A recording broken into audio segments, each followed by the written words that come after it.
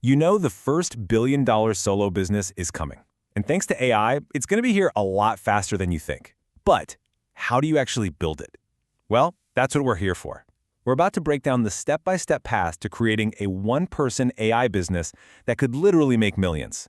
So let me just throw this number at you. 1,000x. What does that mean? Well, it represents a massive, almost mind-bending collapse in the cost of doing business. Think about it like this. Let's say you need to analyze 1,000 customer reviews. Just a few years ago, that would have set you back around $3,000 and taken days of work. Today, an AI can do it in minutes for about $3. That's 1,000 times reduction in cost and time. This isn't just an improvement, it's a fundamental shift in what's even possible for a solo entrepreneur. And that leads us to a really crucial point. In this new world, your competition isn't just another company anymore. No, your real competition is the fact that intelligence itself has become a commodity. It's cheap, it's fast, and it's accessible to everyone. And that creates a brand new, high-stakes battlefield for every single founder out there. On this new battlefield, AI is cheaper, faster, and, let's be honest, often better than human effort for a lot of tasks. Now, this single fact is going to be terrific for some people and absolutely terrifying for others. The first step is figuring out how to be on the winning side. So how do you find an idea that can actually thrive and not just survive in this new environment? Okay, so that brings us to our very first framework. This is for finding the right idea. Because before you go off and build anything, you need a way to test if your concept has what it takes. This simple but really powerful test will help you see if you've got a potential million-dollar business on your hands. It's called the Founder's Triangle, and it's all about identifying your unique, almost unfair advantage in the market. To use it, you just need to assess 3 key areas of your life and career: your domain, your depth, and your distribution. Let's break down exactly what each of those means. First up is domain. This is all about your expertise. Have you spent 5 or more years in a specific industry? If you have a massive head start. I mean, you already have the intuition. You get the nuances, you know the real customer pain points. A competitor has to learn all of that from scratch. You're basically starting the race on lap 5. That's a huge, huge advantage. Next up is depth of craft. This one comes down to a really simple question. What feels like play to you, but feels like work to other people? This is about leveraging a skill that's unique and natural to you. It could be anything: coding, accounting, heck, even gardening or tuning pianos. The specific skill doesn't matter. As long as it's a personal strength you can build a business around. All right, and the final point of the triangle is distribution.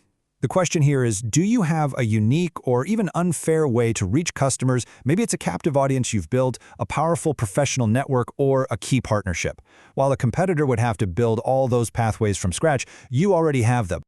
So, does this whole triangle thing actually work in the real world? Well, let's look at a killer example. Harvey AI, a company now reportedly worth $8 billion. The founder? He was a litigator. That's his domain expertise. He knew the pain points. He partnered with an AI expert, which gave the company its depth of craft. And for distribution, they piloted with top law firms they already knew. Boom! They absolutely nailed all 3 points of the triangle. Okay, so you've used the Founder's Triangle and you've found your idea. Awesome. But an idea, well, it's just an idea without execution. Now it's time to build the machine, the actual operational engine of your business. For that, we can use the DREAM framework. It's just a super simple way to break any business down into its 5 core functions. We've got D for demand, that's your lead generation. R for revenue, your whole pricing and profit model. E is your engine, the actual product or service you offer. A is for admin, all that fun back office stuff. And finally, M is for marketing, which is how you build your brand and your reputation. Now, as a solo founder, managing all 5 of these sounds pretty much impossible, right? So let's look at the old way of doing things. Just picture a business owner in Chicago who spends hours every single week manually crunching numbers in a spreadsheet, just trying to adjust his prices as his raw material costs keep changing. It's a total grind. Now let's look at the AI-powered way. That same owner can now just feed his raw material costs and sales data directly into an AI, and in minutes, literally minutes, he gets all the analysis he needs. The AI effectively becomes his chief financial officer, on demand. It can even analyze the sales data and then create a custom audio briefing for his managers, telling them what's working and what's not. And this isn't science fiction. These tools are available right now. Look, I know this can feel overwhelming. You don't have to automate your entire business overnight. The key is to think like a mountaineer. You want to get to the top of Everest, for sure, but you get there by focusing on just the 18 inches of snow right in front of you. So your task for this week is simple. Pick one single recurring task in your business and find a way to automate it. That's it, one step at a time.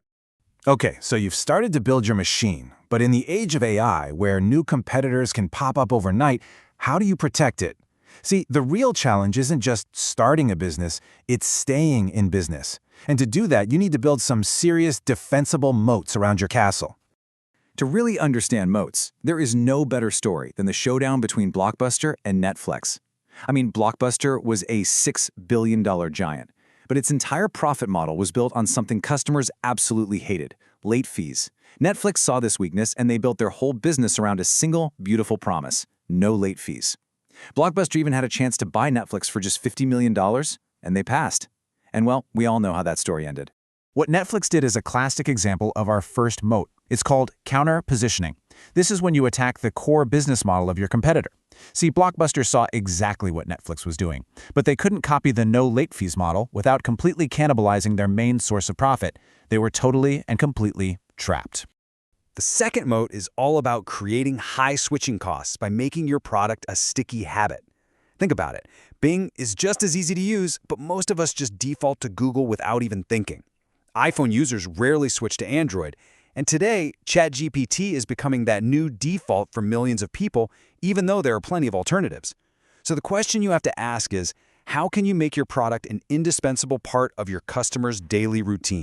And our third mode, which is especially powerful in the age of AI, is the data learning loop. This is where you use customer data to constantly improve your product. A better product leads to more usage, which generates more data, which then makes the product even better. It's this beautiful self-reinforcing cycle of advantage. Just think of Tesla using driving data to improve autopilot, or an AI coding tool that analyzes how developers work to ship better features every single day. So, let's recap. You have the idea, you've built the machine, and you've dug your moats. But there's one final component. And honestly, it's the most important one of all. Because no AI, no matter how powerful it gets, can debug the software that's running inside your head. As you start this journey, this is a really critical question to ask yourself. With all these incredible new tools at your disposal, what is the one variable that remains entirely 100% up to you?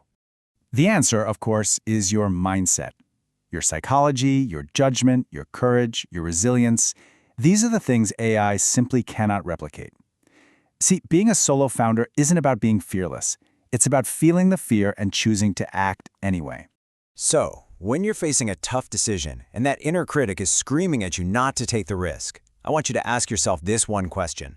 It reframes everything. It forces you to choose between the temporary pain of a potential failure and the permanent, lifelong pain of regret.